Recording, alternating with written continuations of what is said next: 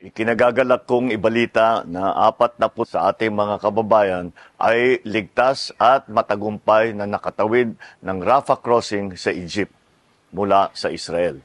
Sila ngayon ay patungo sa Cairo, kung saan sila magmumula para makauwi ng tuluyan sa ating bansa sa susunod na mga araw. Naisaayos natin ito dahil sa pagtutulungan ng Department of Foreign Affairs at ng ating mga embahada sa Israel, sa Jordan at Egypt upang maisakatuparan ang pagtulong sa ating mga kababayan.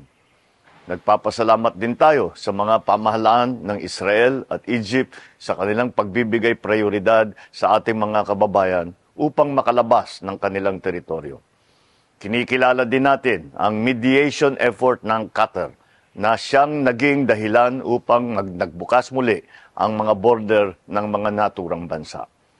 Umaasa ako na yung natitirang kababayan na nagnanais ding makauwi, makakatawid na ng maayos kasama ang kanilang mga asawa at mahal sa buhay. Magbibigay uli ang aking tanggapan ng kaukulang balita tungkol sa mga pangyayaring ito. Maraming salamat.